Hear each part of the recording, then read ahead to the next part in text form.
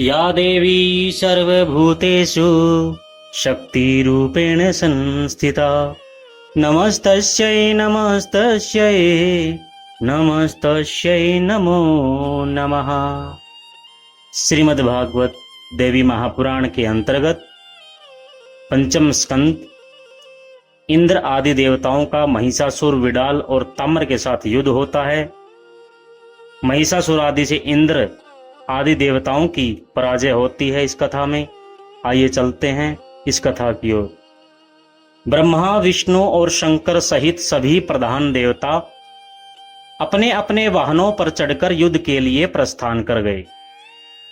इंद्र अपने ऐरावत हाथी पर बैठकर आगे आगे चले तथा उनके पीछे अपने अपने सैनिकों के साथ देवता आगे बढ़े। इसी समय महिषासुर मदोन्मत्त होकर के दानवी सेना के साथ उनके सामने आ गया। अब तो देवताओं और दानवों की सेना में भीषण युद्ध छिड़ गया।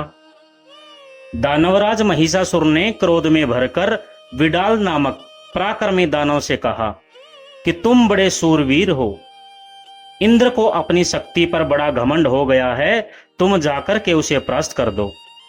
असीम बलशाली विडाल और इंद्र का भयंकर युद्ध होने लगा। जयंतक ने अपने चमकीले बाण धनुष पर चढ़ा करके उनसे विडाल की छाती पर वार किया। बाणों के लगते ही विडाल गिर पड़ा। इस प्रकार उसका सारथी रथ को लेकर के युद्ध भूमि से चला गया। विडाल के सम्रांगण से चले जाने पर देवसेना में विजय दुदुम्बी बजने लगी। देवताओं के मुख से निकली हुई विजय दुदुम्बी को सुनकर महिषासुर का क्रोध फिर भड़क उठा। उसी क्षण शत्रु के अभिमान को चूर्ण करने वाले ताम्र नामक दानव को उसने युद्ध के लिए भेजा। देवताओं को भी क्रोध आ गया। वे अपने दिव्य बाणों से दानवों का संहार करने लगे। उनकी मार से ताम्र युद्ध के मैदान में मूर्छित होकर गिर पड़ा। दानव सैनिक यह दृश्य देखकर हृदय से घबरा उठे। व्यास जी कहते हैं कि विडाल के मूर्छित हो जाने से महिषासुर कुपित सा हो गया। उसने अपनी विशाल गदा उठाई और स्वयं देवताओं पर टूट पड़ा। उस समय संबरासुर ने एक ऐसी माया का आविष्कार किया था जिसमें संपूर्ण संसार को नष्ट कर देने की शक्ति थी। महिषासुर ने उस माया का प्रयोग किया। उस माया के प्रभाव से वहां एक साथ करोड़ों महिषासुर प्रकट हो गए। अपनी विचार शक्ति को छोड़कर सभी देवता भागने लगे। आसुरी माया को देखकर भगवान विष्णु ने अपना सुदर्शन चक्र चलाया। उस सुदर्शन चक्र के प्रचंड तेज से माया की सारी रचना समाप्त हो गई।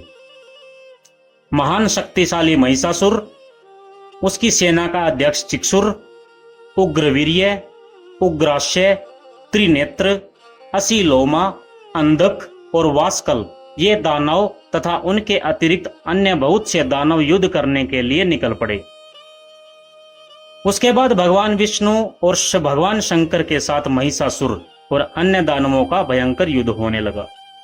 कुछ समय पश्चात ब्रह्मा, विष्णु और शंकर अपने लोकों को लौट गए। महिषासुर के पराक्रम को देखकर इंद्र के पैर उखड़ गए। वे युद्ध भूमि से भाग गए। सूचीपति के भाग जाने पर वरुण, कुबेर और यमराज सभी डर गए। महिषासुर ने इंद्र के ऐरावत हाथी और कामधेनु गाय और उच्चई सर्वा नामक घोड़े को अपने अधिकार में कर लिया। देव सदन रिक्त पड़ा था।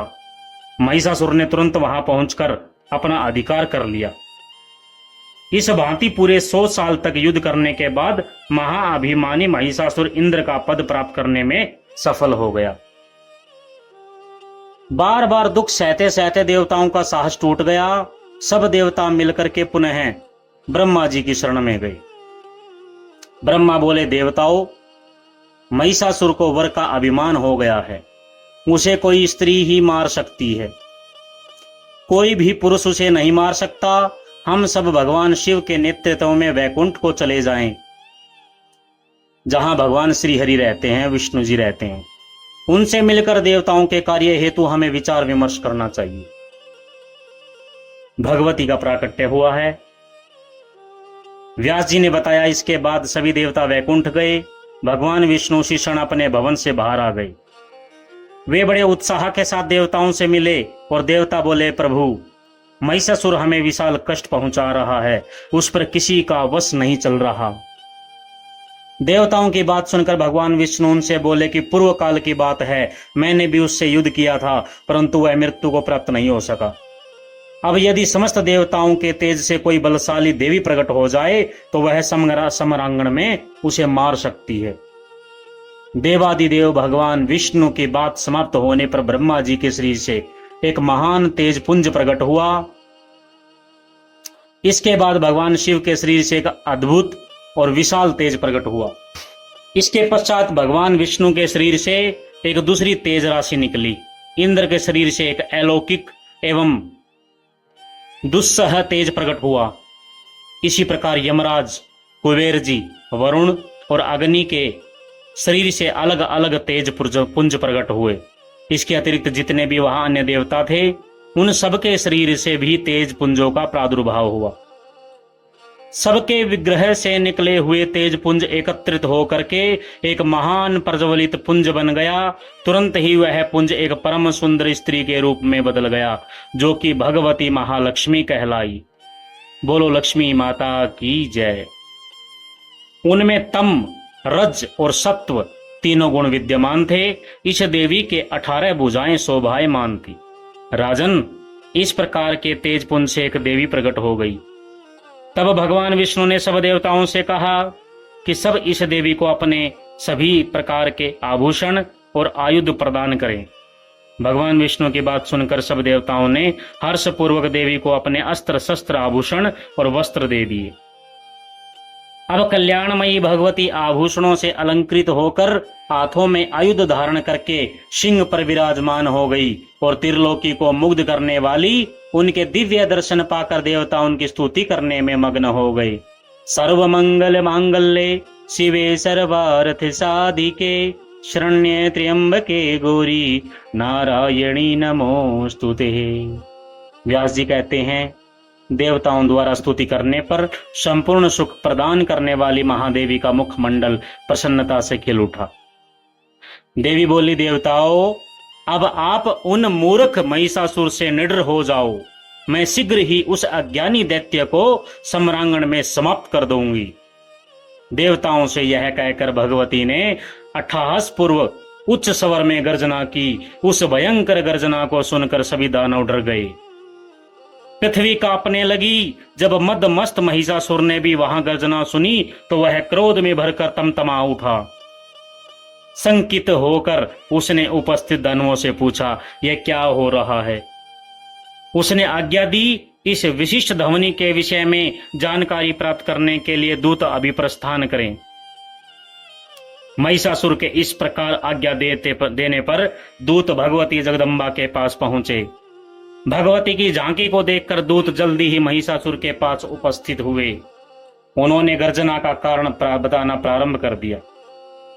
दूत बोले, दानेश्वर, कोई सुंदर स्त्री है, उसके सभी श्रृंगार वीर रस के समान हैं।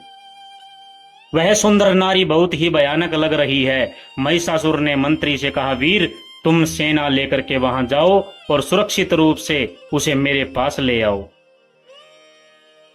मैं उस कजरारे नेत्रों वाली नारी को अपनी पटरानी बनाऊंगा। महिषासुर के वचन सुन करके उसका मंत्री तुरंत जगदम्बा के पास गया और उनसे कहने लगा, हे महाभागे, मेरे स्वामी जगद विजयी हैं, उनका नाम महिषासुर है। वे आपके रूप पर मोहित हो गए हैं। उन्हें आपको लेने के लिए मुझे भेजा है। यदि आप उचित समझे तो मेरे साथ चलें।